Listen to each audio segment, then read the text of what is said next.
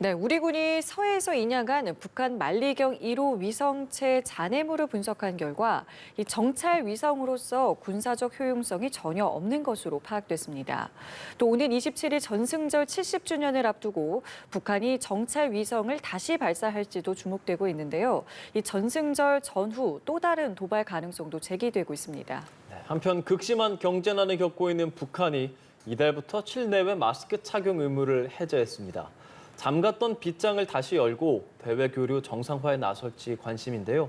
관련 내용들 차두현 아산정책연구원 수석연구위원 모시고 말씀 좀 들어보겠습니다. 어서 오십시오. 네, 안녕하십니까. 안녕하세요. 예, 북한의 우주발사체 잔해물 수거 작전 어제 종료했습니다. 네네. 인양부터 탐색까지 한 달 정도 넘게 좀 소요가 그렇죠. 됐었는데 네네. 좀 많은 성과들이 좀 있었다고 볼 수 있겠죠. 네, 이제 초반에는 그 어려움이 있었지만 일단 발사체 부분을 확보하는 데 성공을 했고요. 예. 후반부에 들어와서는 이게 과연 이 위성과 관련해서는 이제 위성체 부분은 다시 말해서 잔해가 있을까 뭐 여러 가지 설이 있었는데 이제 위성체 부분의 일부 지금 조각들도 확보를 한 걸로 지금 알려져 있습니다. 네, 그 이제 분석 결과도 나왔는데 네.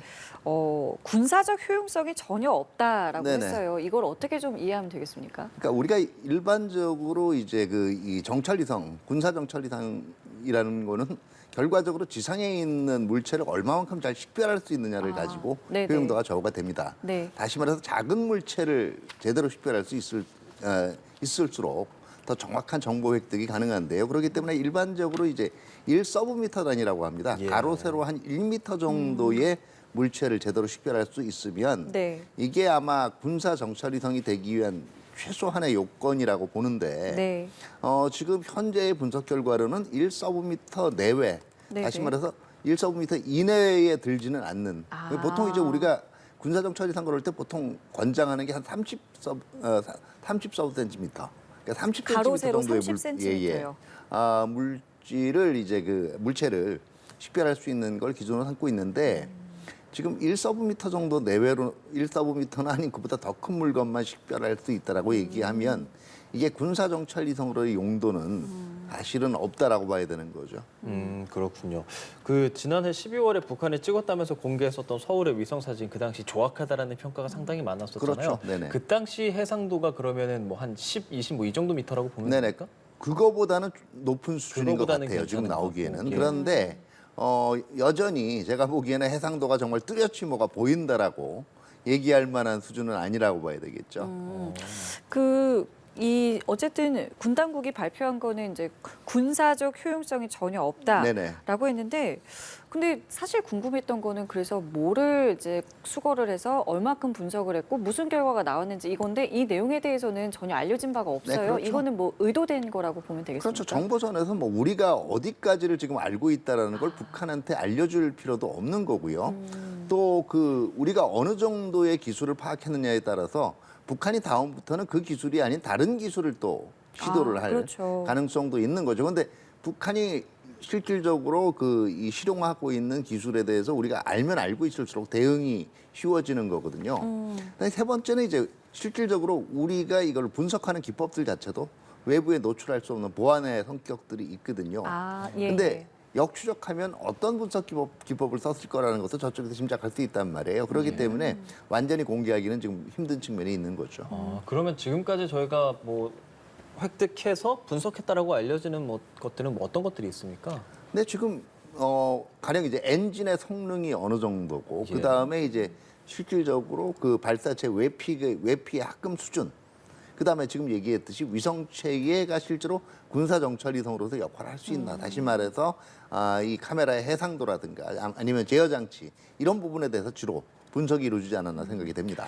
북한 입장에서도 지금 우리가 어느 정도까지 정보를 갖고 있는지를 굉장히 궁금해하겠군요. 네, 겉으로 얘기는 안 하지만 굉장히 좀 씁쓸해할 거예요, 좀. 그렇군요. 또 사실 그 광명성 4호가 떨어졌다 이런 이야기가 좀 보도가 나왔어요. 네네. 그러면 지금 광명성 3호만 돌고 있는 겁니까? 그렇죠. 광명성 이제 1, 2호. 예. 이게 이제 98년하고 2009년에 발사를 했는데 이거는 사실상 북한은 제궤도에 올라갔다라고 얘기를 합니다만은 사실상 실패한 걸로 간주가 되고 있고요.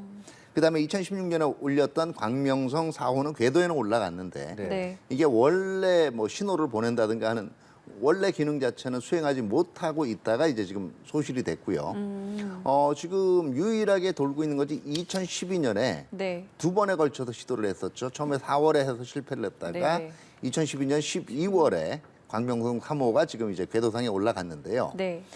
이 경우에도 원래 북한이 설계했을 때는 한 2년 정도의 활동 시한을 가지고 설정을 했었거든요.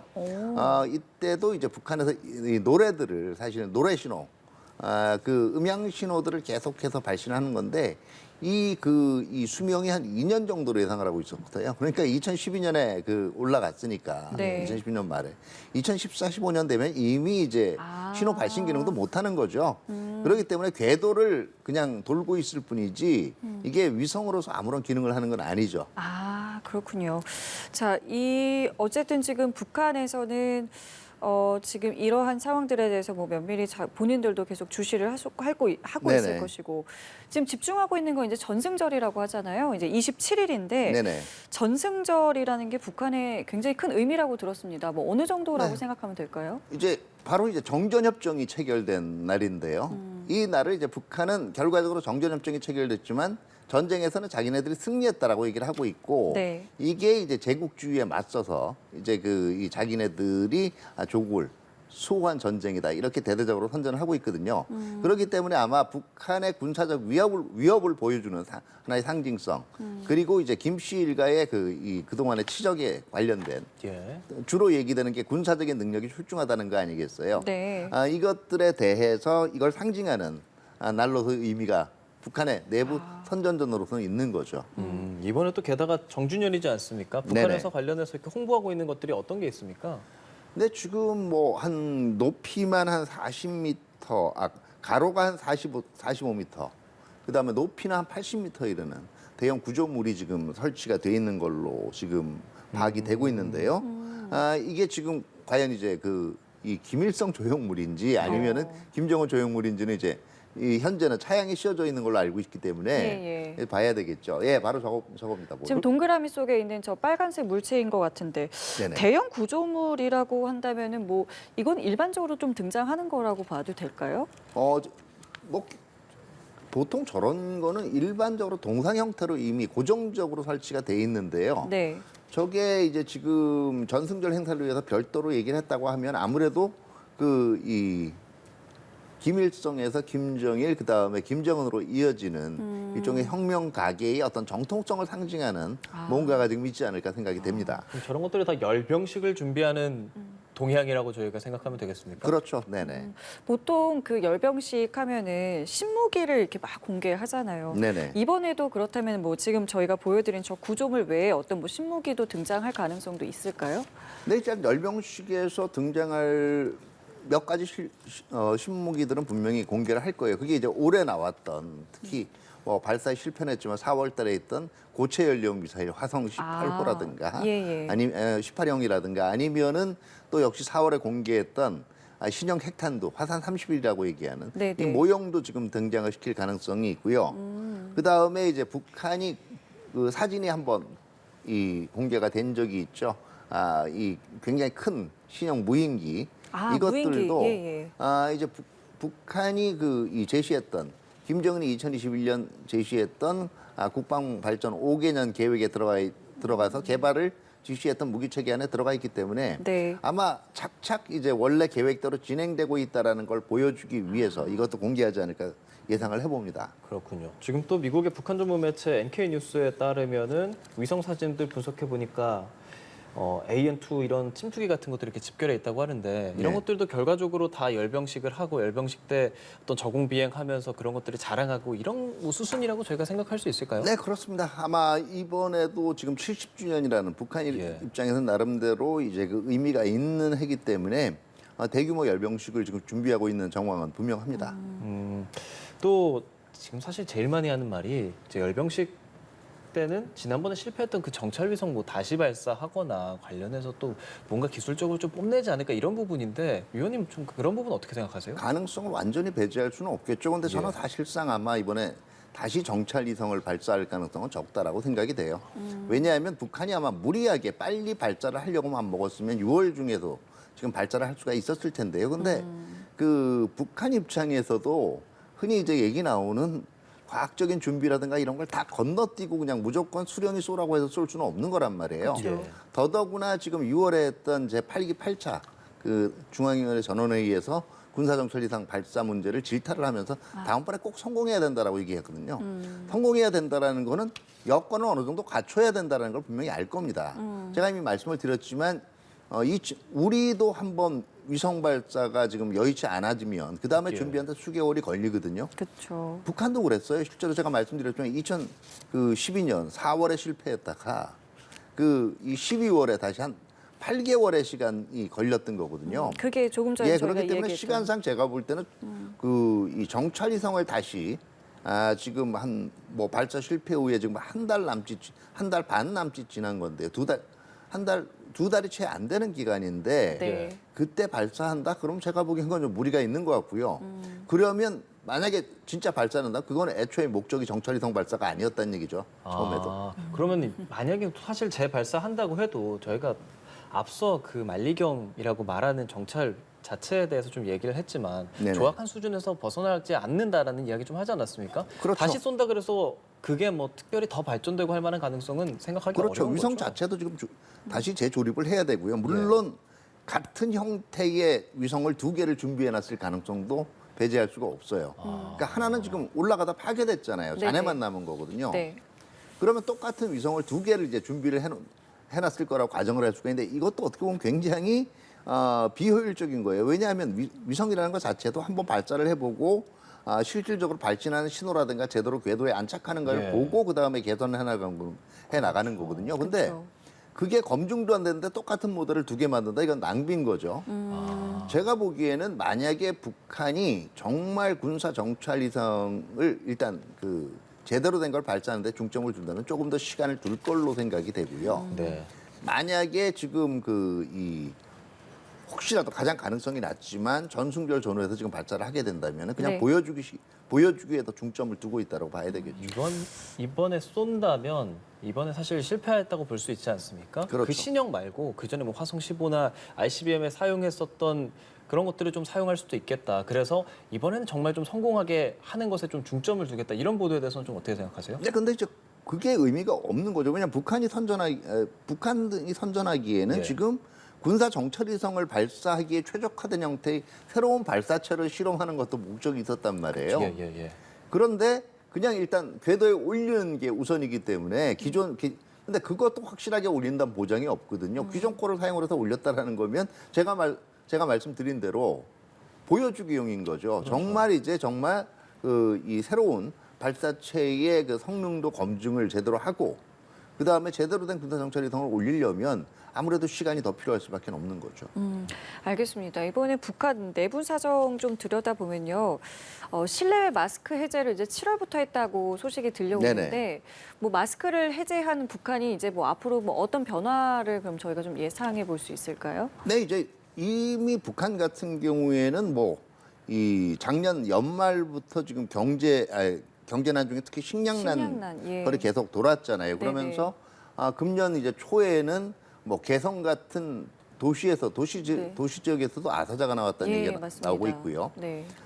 어떻게 보면 지난 북한이 이 과거에 하도 경제적으로 어려우니까 그 다음에 어려운데 대비하려고 나름대로 지금 비축을 해놓은 것들이 있을 거라고요. 이게 또 탈북자들이나 이런 데 증언에서 나오기도 하고요. 그런데 예. 이런 비축분이라는 거를 완전히 고갈시키는 데 결정적인 역할을 했던 것이 2020년부터 3년간 지속된 코로나 국면이었어요. 그러니까 북한도 이 코로나 국면을 빨리 끝내고 이제 지금 정상적인 무역으로 복귀를 해야 경제가 회복될 수 있단 말이에요. 예. 특히 이 부분이 북한 경제에서 어떤 사활적인 부분을 차지하고 있는 중국과의 무역 분야인데 북중 무역을 완전히 정상화를 해야 지금 현재 이 당면하고 있는 여러 가지 경제적인 난국들을 탈피할 수 있다라고 보는 거고요. 근데 북중 간의 무역도 지금 완전히 정상화되지는 못했거든요. 네. 작년에 이제 이 신의주 단동철도가 일부가 재개되는 움직임이 보였지만 이게 완전히 지금 정상 가동되는 건 아니기 때문에 네. 전면적으로 2020년 2월에 북한 스스로 닫았던 이런 북중과의 무역 통로들, 그 다음에 러시아와의 이 교역 통로들을 재개를 하기 위해서는 일단은 자, 중국 입장에서도 좀 찜찜하지 않겠어요? 러시아 입장에서도. 북한이 확실하게 백신을 다 그러니까요. 맞았다라는 보장이 있는 것도 아니고요. 아. 그리고 그런 입장에서 만약에 지금 상당 부분의 잠재적 보균자들이 있는 상황에서는 네. 들어가면 다시 확산되는 거거든요. 그럴 수 있겠군요. 북한 입장에서는 우리가 극복했다라는 모습을 보여줄 필요가 있는 거죠. 위험성이 있든 없든. 그러니까 마스크도 벗는 거죠. 그 국경 개방이라는 게 하겠다고 해서 바로 또 내일부터 되는 건 아니잖아요. 이거 뭐 그렇죠. 어떤 절차들이 또 있을까요? 네, 일단은 지금 각 이 주로 국경 무역이 이루어지는 주요 특히 단동 신의철도 같은 경우 이 단동 신의철도가 지나가는 연변 각 이 거점들에 있어서의 방역 조치들이 강화가 될 거고요. 아, 예. 그리고 여기에서의 각종인 뭐 신호 체계 문제들, 하역 문제들 이런 문제들을 이제 집중적으로 이제 능력을 향상을 시킬 거고 그런 이후에 나머지 그 뭐 통관 문제라든가 이런 문제들이 한꺼번에 다 지금 이제 서로 이 갑자기 끊었다가 다시 늘리는 문제들이기 때문에 네네. 이 부분이 원활히 작동하는가를 다 실험해 봐야 될 거예요. 그러면은 뭐 아무리 빨리 한다라고 해도 지금 시작이 됐다고 해도 또 1, 2개월이 더 걸린다라고 봐야 되겠죠. 예. 예. 북한이 유일하게 그 영내 안보 협의체 중에서 가입하고 있는 게 ARF지 않겠습니까? 네네. 이번에 13일부터 14일까지 그 자카르타에서 열리게 되는데 여기에 뭐 최선의 외무상이나 등 참석해서 국제사회 좀 모습을 보일까요? 네, 지금 북한 같은 경우에는 지금 이 아시안 게임도 광저우에 이제 아시안 게임도 참석하겠다라는 의사를 보이고 네. 있고요. 네.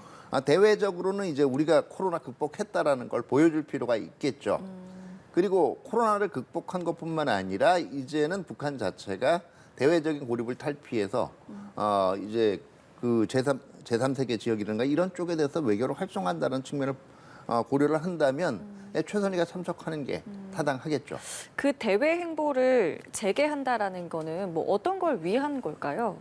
뭐 북한 입장에서 뭔가 그걸 한다는 게 어떤 목적이 있을 텐데요. 네, 건재의 과시라고 볼 수가 있어요. 이제 첫 번째는 이제 이 국제 제재가 있고 내부에서 계속 휘냥난설이 돌지만 그 낭설이고 결국은 북한은 여전히 이 자기네들은 정상적으로 운영되고 있다는 걸 보여줄 필요도 있고요. 또 이 국제사회에서 이제 또 중요한 것이 여론을 형성, 의제 장악력이에요. 얼마만큼 자기 입장을 표명하고 그렇죠. 이러는 건데 예, 예. 그게 한 2, 3년간 완전히 끊어져 있었단 말이에요, 지난. 네. 그럼 그것도 일부라도 지금 회복해야 될 동기가 북한한테도 분명히 있는 거죠. 항저우 아시안 게임에 대해서도 조금 전에 말씀해 주셨잖아요. 이런 네. 것도 어떤 국경 개방의 청신호라고 볼 수 있겠습니까? 근데 사실 뭐 그 전에 평창 올림픽 때라든지 네네. 평창에 보면 좀 화해의 무드를 갖기 위해서 북한이 스포츠 행사를 이용한다 뭐 이런 류의 보도들도 있는데 말이에요. 네. 그런데 이번에는 그것이 아마 대화를 위한 전 단계로서의 스포츠 행사 참여가 되기보다는 건재 과시가 더 가까울 것 이번에도. 같고요. 지난 작년 하반기부터 금년도 상반기까지 북한이 보여온 행보들을 보면 이게 경로 종속성이라 그럽니다. 그러니까 한 길로 계속 지금 가고 있는 건데요. 이 경로 종속성을 보이는 거의 특징이 일단 핵 능력을 집중적으로 밖에다가 과시를 하는 거고요. 두 번째는 대화보다는 당분간 핵 건설에 주력하겠다. 그러면서 이제 러시아나 중국과의 협력 관계를 통해서 경제를 활성화하겠다라는 게 있고요.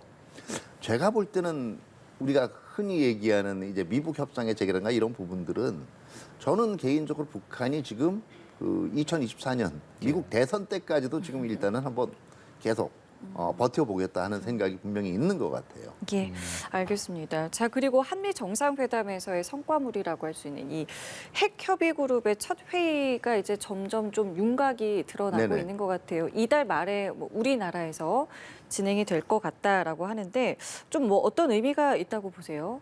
네, 일단은 이 워싱턴 선언 부분이 선언에서 여러 가지 의미 있는 조치들이 이루어졌지만 이게 지나치게 조치 이행이 지연되게 되면 네. 또 의구심이 들 수밖에 그쵸. 없단 말이에요. 정말 예. 보장이 될 건. 근데 지금 워싱턴 선언 있고 난 다음에 이제 거의 한 두 달여 만에 예. 지금 NCG가 구성이 돼서 작동이 될 수 있다면 이거 원래 선언에 있는 내용들이 앞으로 차질 없이 이행될 것이구나 하는 분명한 믿음이 생기게 되는 거고요. 네. 또 실질적으로 이 워싱턴 선언이 있은 다음에 예. 국내에서 또 이게 확실한 보장에 대해서 약간 의구심이 있었고요. 네. 더더욱 이 주목할 만한 게 북한이 그걸 계속 자극하고 나왔어요.